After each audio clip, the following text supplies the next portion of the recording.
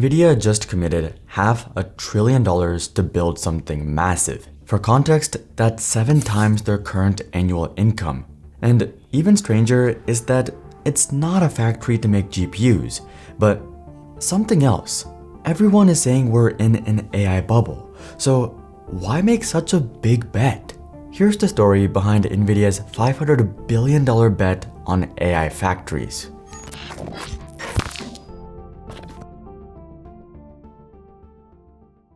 First, what's Nvidia's big bet all about?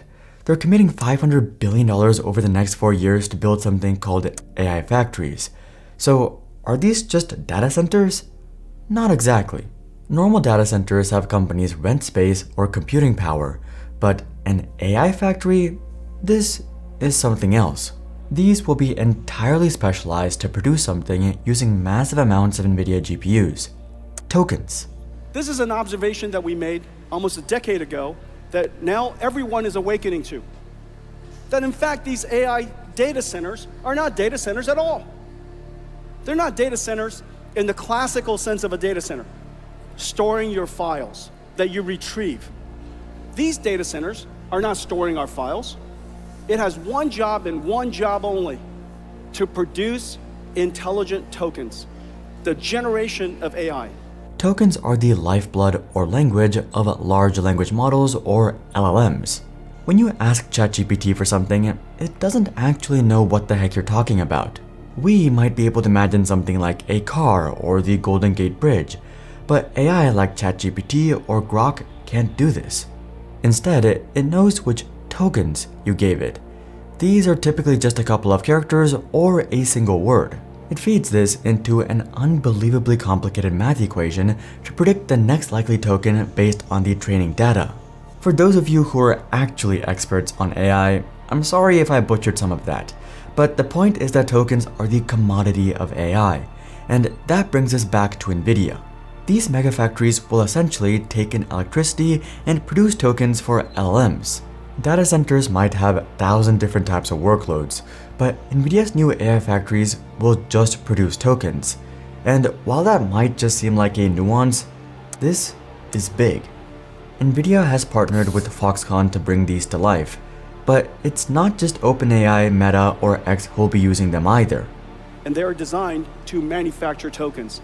And these tokens can be reformulated into productive intelligence for so many industries that AI factories are now part of a country's infrastructure, which is the reason why you see me running around the world talking to heads of states, because they all want to have AI factories.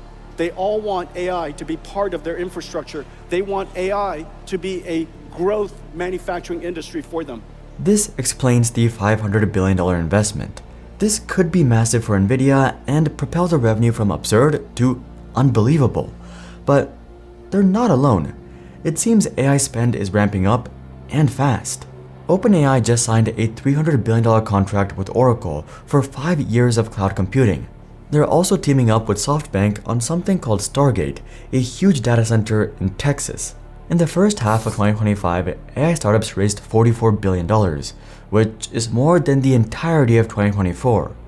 Goldman Sachs estimates that total AI investments will soar to $200 billion, but as you've probably noticed, that's just the beginning. Morgan Stanley analysts predict nearly $3 trillion of global spending on data centers through 2028, with over $900 billion anticipated in 2028 alone. McKinsey analysts estimate something even bigger. They believe investment in data centers worldwide will need to reach $6.7 trillion by 2030, covering hardware, processors, memory, storage, and energy to keep up with demand. And I think it's time to talk about the elephant in the room. We're witnessing the largest bubble since the dot-com bubble.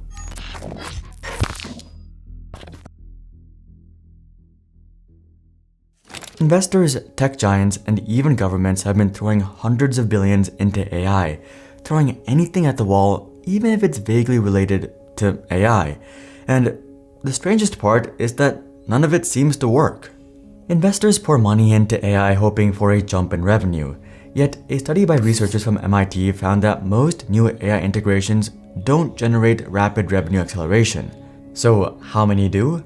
just 5%. And which 5%? Well, startups led by 19 or 20-year-olds have seen revenue jumps from 0 to 20 million in a year. It's because they pick one pain point, execute well, and partner smartly with companies who use their tools. Some bigger companies pull it off, but most fail at integrating them. Leaders or managers treat them as plug and play, but that's not the case.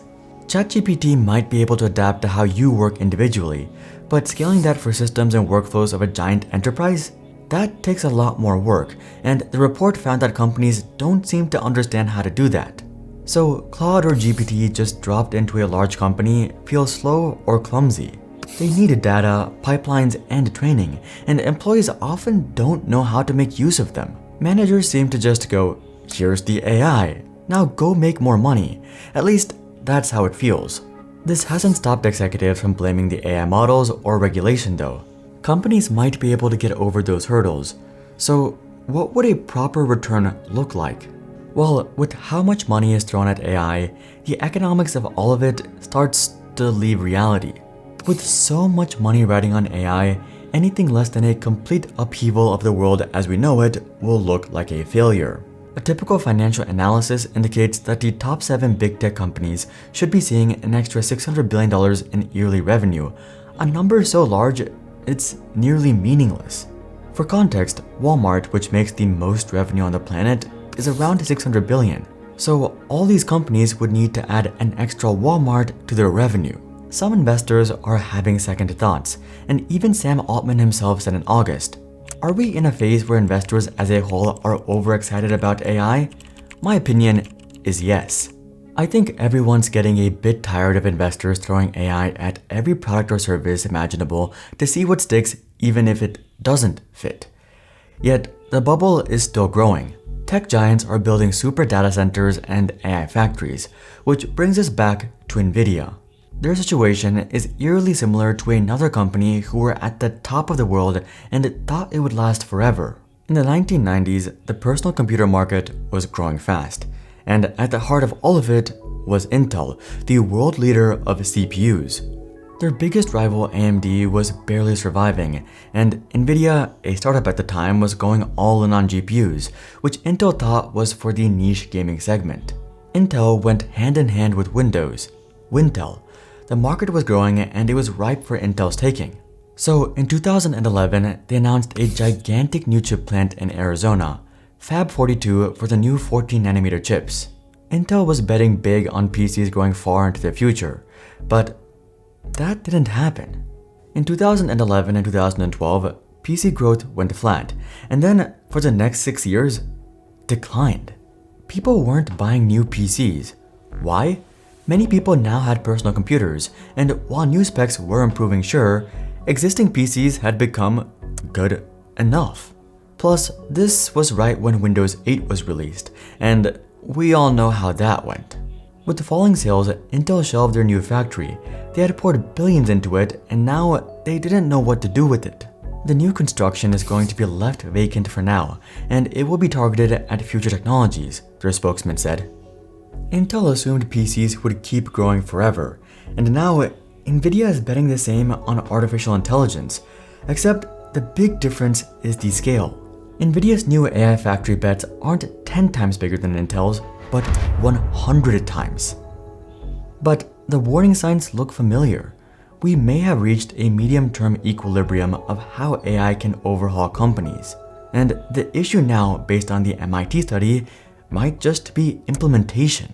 So is Nvidia building for demand that won't exist? Is Nvidia making the $500 billion version of Intel's blunder? Yet, that's not the only problem. Nvidia may be the golden child of AI, but they have something new to worry about. While they build their AI factories, something is eroding their empire. Worst of all, it's not from Intel or AMD, but someone much closer.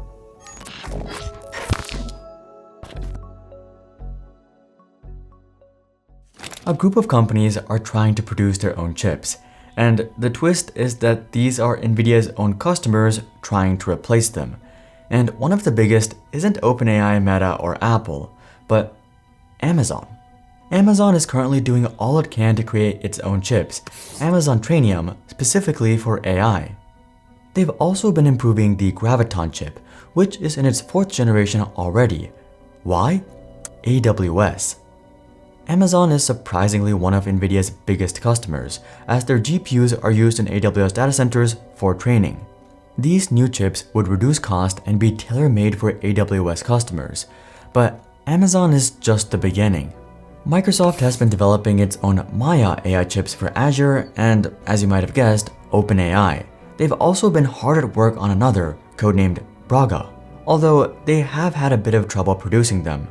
Also, as you might have guessed, Google is doing the exact same thing with their TPU chips for Google Cloud. With how much money these companies are giving Nvidia, it makes complete sense why they would attempt to design these in-house. Plus, it allows the chips to be entirely tailored to their needs, instead of partly or broadly tailored like with Nvidia. They are also all very reliant on this one supplier, which poses its own risk. Though Nvidia does have one big protection, and it isn't hardware. Nvidia has created a moat, and the reason AMD can't cross and why their customers may have trouble is their software, CUDA. To find out why, we need to go back to 2006. GPUs were extraordinarily powerful, but highly complex. They could perform an unbelievable amount of math compared to CPUs, but the problem was using them, or rather building software that could take advantage of their power. So Nvidia released CUDA, essentially a powerful API for their GPUs. CUDA allowed users to build code in languages like C++ or Python to leverage Nvidia's GPUs, but this was for non-graphics tasks. CUDA made it vastly more accessible for engineers, researchers, and scientists to leverage GPU acceleration. Since CUDA was made so early and had consistent, unwavering support in the field of research, it became the default.